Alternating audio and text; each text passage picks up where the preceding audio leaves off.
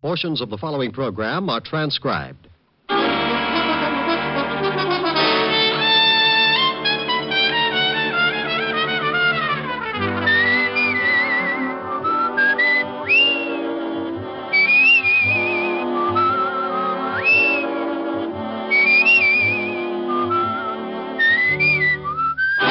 Here's Dick Powell as Richard Diamond, private detective.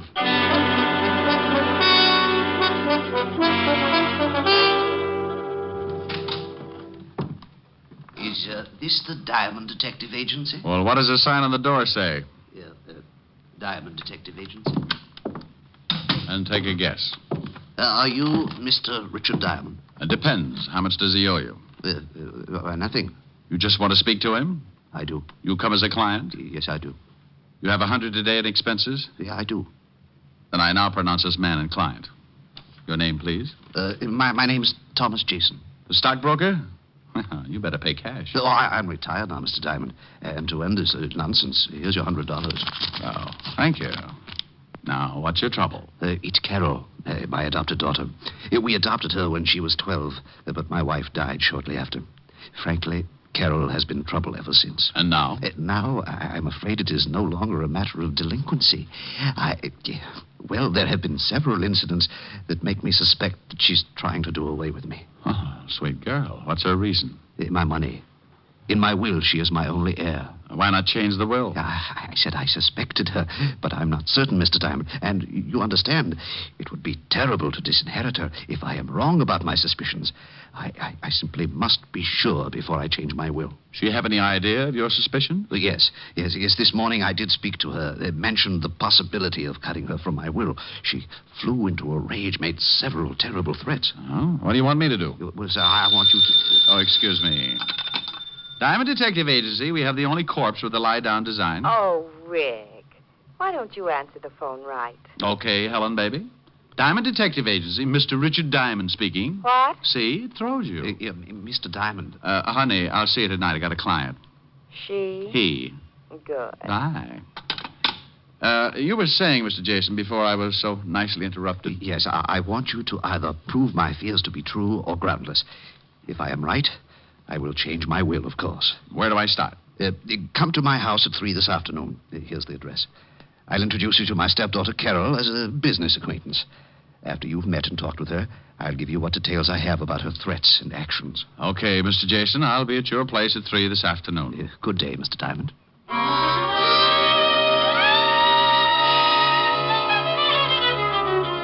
I checked the time and found it to be nearly 12, so I beat it out to grab a bite of food before the noon rush began. Cafes in downtown Manhattan at lunchtime can only be compared to a can of sardines after all their relatives move in. When I had downed my daily bread, I went back to the office, did a little washing, and found myself with still time to kill. So being interested in my new client's problems and always liking a clear view of a new case, I dropped in at the 5th Precinct to see what Lieutenant Levinson had on the Jason family. When I walked into the squad room, I found Sergeant Otis tilted back in his chair with his number 14s crossed on the desk in front of him. From the sounds he was making, he was either sleeping or gargling with molasses.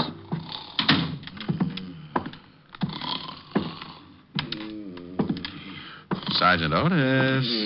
Oh, boy. Sergeant Otis. Some down. Otis, wake up.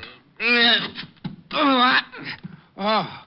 Oh, it's you, Shamus. Patrol Leader Diamond with his stout-hearted brownies who were shocked by your dreams. Shame on you.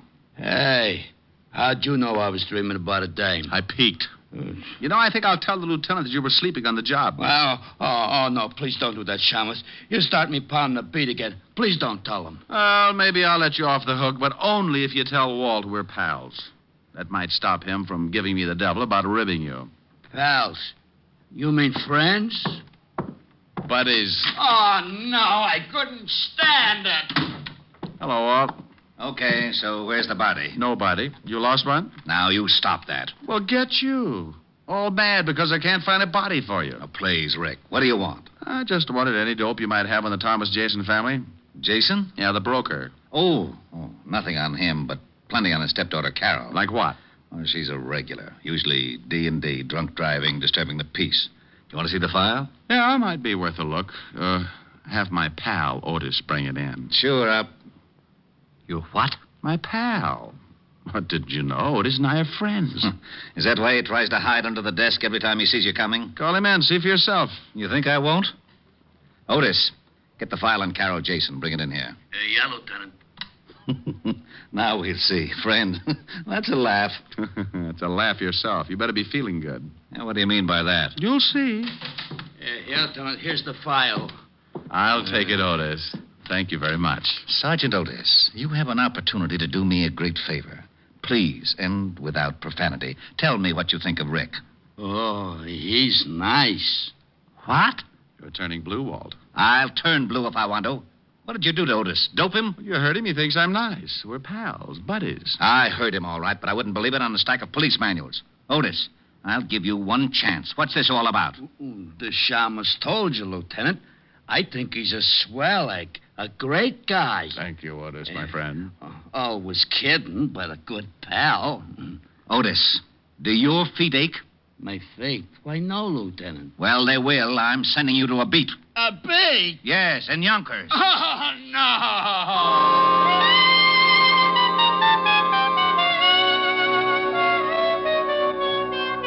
I went through the file on Carol Jason and found out Walt hadn't been kidding. She'd been picked up for everything from kicking dogs to slugging her boyfriend with a champagne bottle. Real nice girl. I left Walt trying to third degree the truth out of Otis and headed for what I hoped would be a nice, easy case. In a few minutes, I was in front of my client, Jason's house on East 66th Street. It turned out to be a modest little shack of some 30 rooms with a brownstone cover. I was ushered in to wait in the library for Thomas Jason. But I got a surprise. Mr. Diamond? Well, now, I'll bet you're Carol. Your stepfather's told me so much about you. You're a friend of my stepfather's? Well, you might say we have things in common. Where is he? I'm afraid you can't see him, Mr. Diamond. You see, he's become quite ill. Oh, ill so quickly? I talked to him a few hours ago. He's about as sickly as Paul Bunyan. Mr. Diamond, will you please leave? Not until you tell me what happened to Jason, where he is, and why I can't see him. Get out. Do you hear me? Get out. Oh, put a cork in it, honey. Your father suspected trouble. Apparently it came quicker than he thought. Me, I want to know all your little secrets. Just who are you? Policeman? Private policeman, dear. Your father hired me this morning. Well, I'm firing you this afternoon. Father's ill, and I will not allow him to be disturbed. He paid me for a day's work. Tomorrow you can fire me. Is he here? No. Now, will you get out, or do I call the real police? No, maybe you'd better, dear. There's a smell around here that isn't a room full of roses. All right. If it's going to save trouble, I will tell you this much. Father had a serious mental condition. This afternoon, a couple of hours ago, he had an attack. And I was forced to have him taken to a place where he could be treated properly. With what?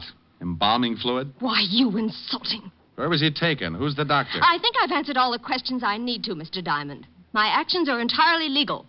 If you persist in your insinuations, I shall see that your license is revoked and that you are charged with defamation of character. Oh, get you. You've been reading up on the law, and I'll bet I know why.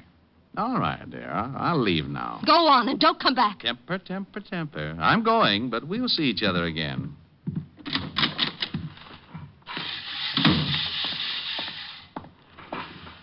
Hello, Pop. Got a minute? I reckon so, mister. What's on your mind? Oh, questions. Like how long you been out here mowing the lawn? Most of the day. Why? Did you, see Mr. Jason leave? Oh, sure. Left in an ambulance, he did. He was wearing a funny white coat with the arms tied in back. My fashion certainly changed. You didn't notice any name on the ambulance, did you? Well, as a matter of fact, I did, mister. Oh, my, it was a silly name. About the silliest I've ever heard of. Oh, the name, Pop. What was it? Oh, don't be in such a dang rush. It was Home Sweet Home Rest Home. Oh, no. Ain't that silly? I don't think my client agrees with you. If he was taken there for a rest, it may be a permanent one.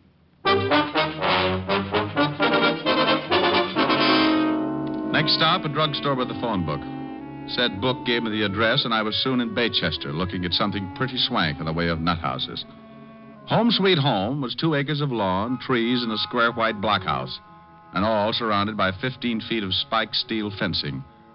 By this time, the setup was really beginning to smell, and I decided that maybe a shamus might not be welcome. So for a moment, I stood by the big gate debating how I could get in. The answer was fairly simple. I rang the bell. It caused a huge character wearing a white jacket and with arms like hairy telephone poles to appear. Yeah? What can I do for you, mister? Let me in. Why? This is a rest home, isn't it? Yeah. Well, I want to rest. Oh, funny. Beat it. I want to speak to the doctor, King Kong. Is he in? Maybe, maybe not. Who wants him? I do. Who are you? Let's just say I'm a patient. You going to keep me out here dying of schizophrenia? Dr. Thorne is busy now. Come back later. Look, in 1 minute I start throwing fits. Think how that'll ruin your trade. Yeah, the doc wouldn't like that. Maybe you had better come in. Now, that's right neighborly of you, friend.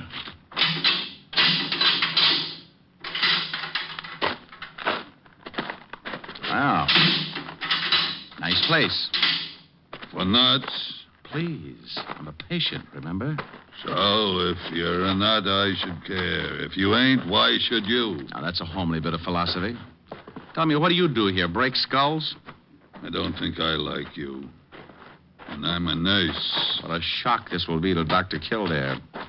I don't know him. Now, you wouldn't. His nurses are pretty.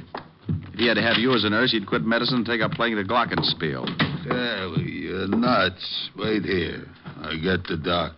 Yes, nurse. Dr. Thorne, you got a patient, I think. All right, Brazo. I am Dr. Thorne, sir. What can I do for you? He's nuts, Doc. Be quiet, Brazo. Oh, he's right, Doc. I'm nuttier than a squirrel's hideout. Well, I'm afraid I can be of no assistance, Mr. Promise you won't tell? Is I promise? I am Sherlock Holmes. What? H-O-L. I can spell. I'm afraid you've come to the wrong place, Mr. Holmes. This is a private sanitarium, and certain procedures must be followed. I have money, I can pay, and I want to stay here. But, Mr. Holmes, you must be examined by a doctor and committed by a relative. You're a doctor. Examine me. But your relative, you can't commit yourself. Why not? I demand my rights. Oh, this is preposterous. This is not a hotel. You can't just come in and register. Tell me, who's your doctor? Where is your home? Well, look. Tell you what. You let me stay here for the day, and I'll tell you who my doctor is. And if you don't let me stay, I'll tell everyone what a bad place you have. You said something about having money.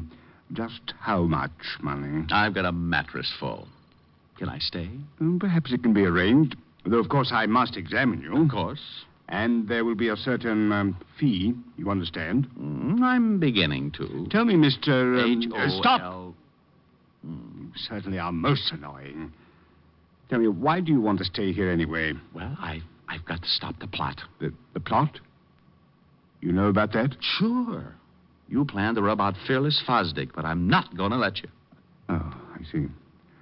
Tell me, do you have any dreams? Well, of course. I have dreams about eating ice cream cones, and oh, what a mess they are. What's so messy about eating an ice cream cone? My mouth is always filled with BBs. BBs? For my air rifle, stupid. How else could I stand off the Indians? Well, what Indians? Well, the Indians who want to steal my ice cream cones. Now, why would Indians want your ice cream cones? Oh, they're mad about pistachio.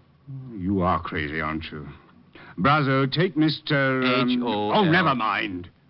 Take him to observation room B, Brazo. I don't have time for the examination now. Wait, can't I be with the other patients? I get lonely. Later. Come on, Sherlock. This way.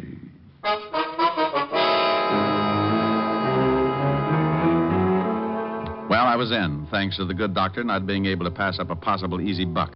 The big ape Brazo led me to a small room with bars on the window and a spring lock on the door. When he left, I made like a smart gumshoe and went after the lock with my penknife. Due to my early training in picking locks at the automat, I was out like Alabama. I found myself in a long hall with 7 rooms, 3 on each side and 1 at the end. I knocked on every door. Nothing. Not even Bogart. The last one had to be Jason. Are you in there, Mr. Jason? Diamond. Oh, I am glad to hear your voice. Please, get me out of here. Just take it easy.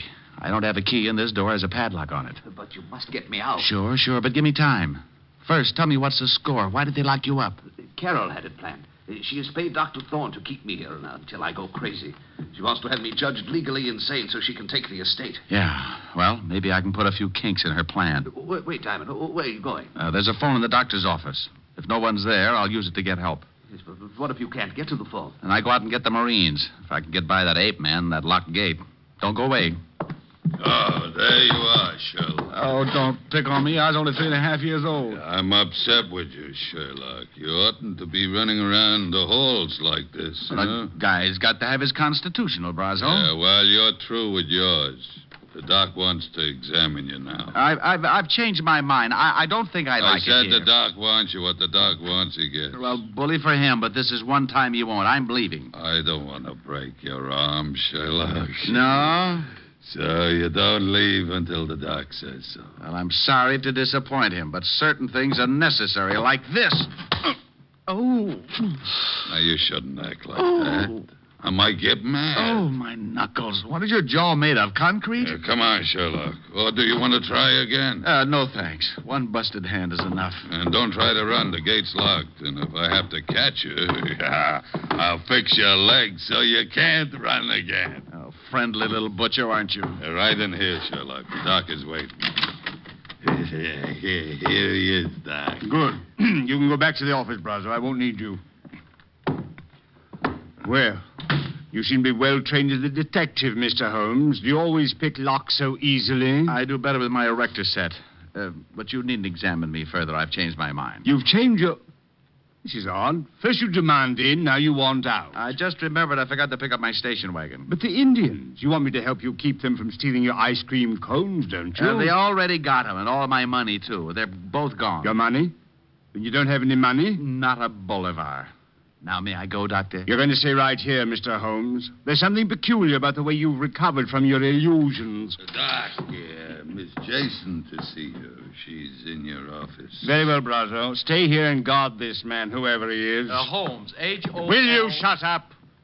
And make sure he stays put this time, Brazo. I have some questions I want to ask him. He won't go no place, Doc. You go ahead to the office.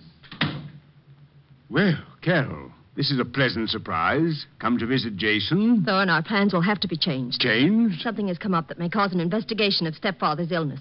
We can't afford to take a chance of that. But we can't let Jason go now. I had no such intentions.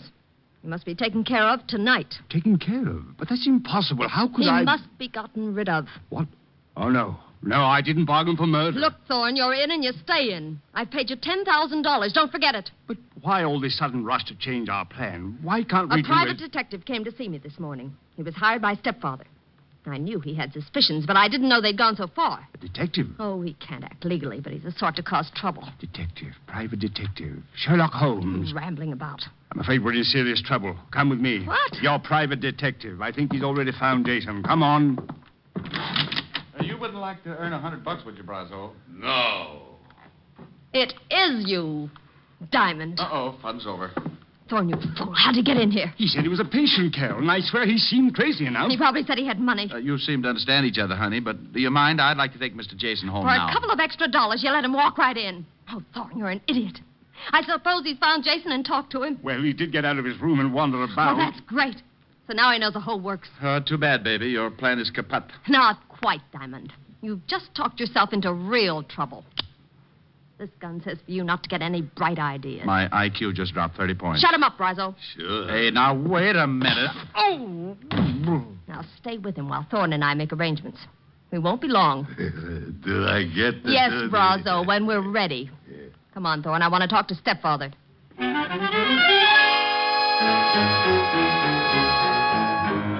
Brazo's fist was made of the same stuff as his jaw. By the time I came around, darkness had painted the window, and the room was full of shadow and Brazo. The big hulk was squatting a few feet away, paying no attention to me. So I waited till my mind was clear while I eased off my right shoe. The heel was leather with a steel plate in it. I could only hope it was harder than Brazo's skull. With the shoe in my hand behind me, I was ready. Only to have him catch me stirring. Coming to, Shamus? Yeah. Hand me my cigarettes, will you, Brazo? You need a smoke, huh? Sure. Where are they? Fell out of my pocket over there behind you. Where? I don't see it. Say, that's not... Need another? Stop that. Oh, come on, Buster, fall. Well, is little old Brazo finally getting sleepy? Happy New Year, Buster.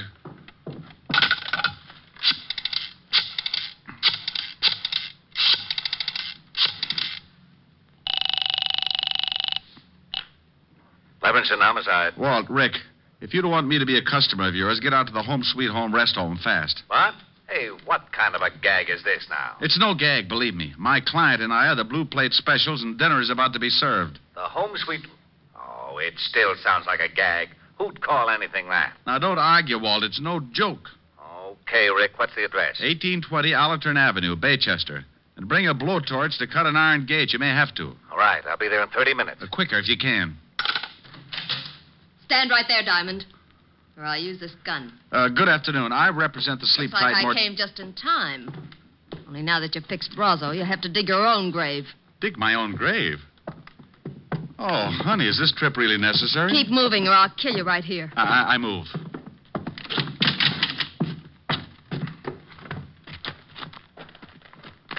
Keep going.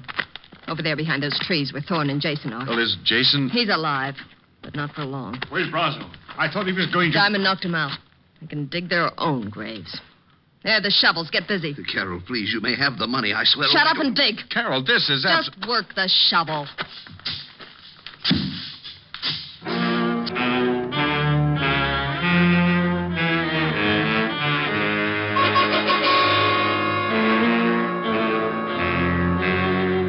Can you imagine Richard Diamond, private detective, letting a sawed-off female make him dig his own grave?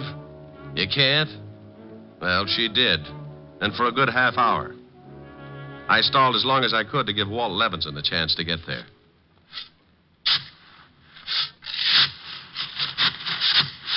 That's enough.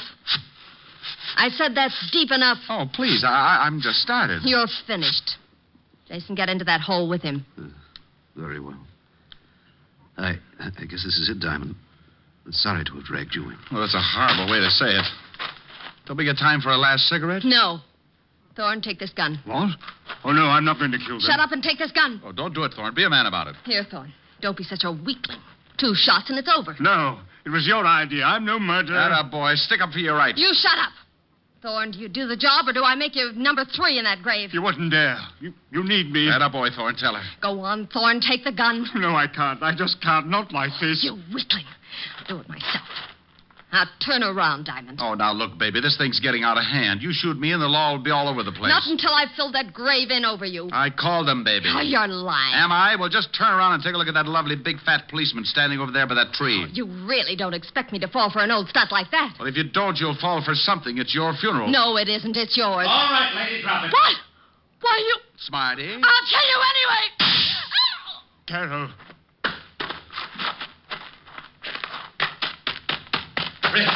Rick, what the devil's going on here?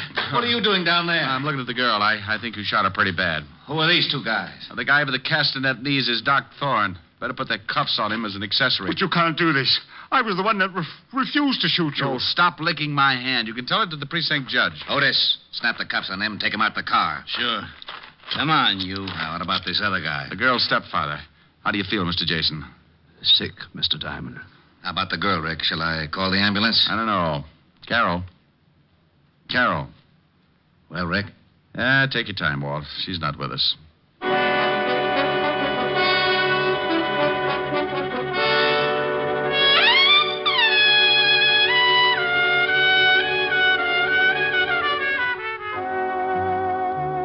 gave Walt the story, then took Jason to his house. Stayed there long enough to brush the dirt off my clothes, wash my hands, and then I headed for a delayed date. At 975 Park Avenue, I found a big fireplace and a lovely redhead waiting for me. A redhead wearing a dress that was part green silk and part... Well... I'm the library, darling. Come on in. Hello, Helen, baby. You sound like you found oil in the basement. What's with the cheer? Me? Isn't it always? I like you. I like the way you say that. Looking up at me with those big green eyes. They're not green. They're hazel. Oh, are they? Let me look closer. Not until you sing for me. Sing? Oh, honey, I'm tired. I want to rest. No, you don't. No, over to the piano. Now, Rick, not here. But, Helen, all I wanted to do was... I know, Rick. Oh, you've been using that Ouija board again. I don't want to sing. Now look in my eyes. Close range? Contact. I'll sing. That's better. Like, you must have been a beautiful baby. Oh, love it. You must have been a beautiful baby. You must have been a wonderful child when you were only starting to go to kindergarten. I bet you drove the little boys wild. And when it came to winning blue ribbons, you must have shown the other kids how. I can see the judge's eyes as they handed you the prize.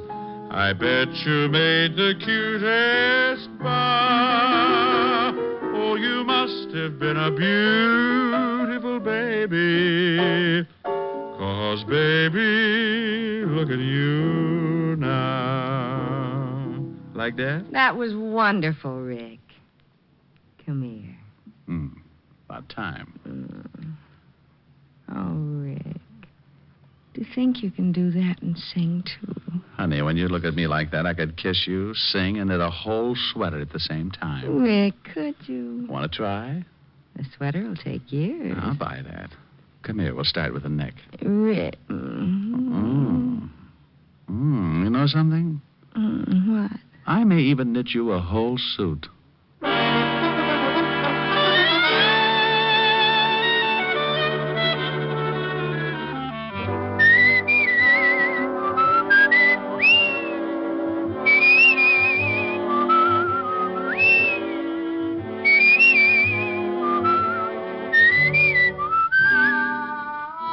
You have just heard Richard Diamond, Private Detective, starring Dick Powell. Helen was played by Virginia Gregg, Lieutenant Levinson by Ed Begley.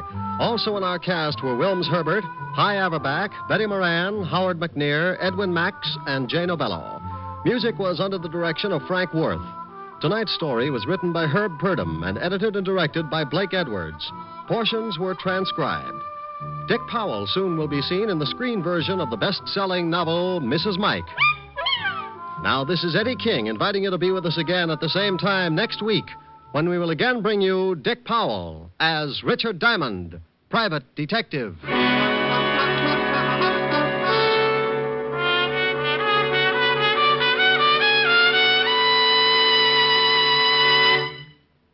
How much is your life worth? Think about that for a minute. Is it worth a little care? Well, that's all that's needed to protect it on America's streets and highways. Only your careful driving and your acceptance of personal responsibility for your own life can guard you from the dangers of the road. The price that you may pay for carelessness is a high one, and it's a price that thousands upon thousands of accident victims have already paid. Their gamble with death behind the wheel is a stark warning, a warning that an accident can happen to you.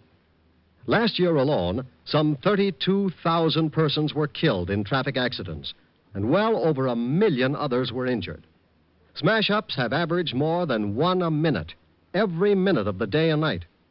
These are the facts of traffic dangers. As for the facts of traffic safety, well, they all boil down to just 2 facts. Careful driving by automobile owners, careful walking by pedestrians. So drive carefully, walk carefully. The care you take may save a life, and that life may be your own. Saturday night is packed with entertainment when you stay tuned to NBC's star lineup of shows. Each Saturday, make it a point to listen to NBC. You'll hear Hollywood Star Theater, Ralph Edwards' Truth or Consequences, Your Hit Parade, A Day in the Life of Dennis Day, The Judy Canova Show, Grand Ole Opry, and songs by Morton Downey. Now, stay tuned for Lionel Barrymore and Hollywood Star Theater on NBC.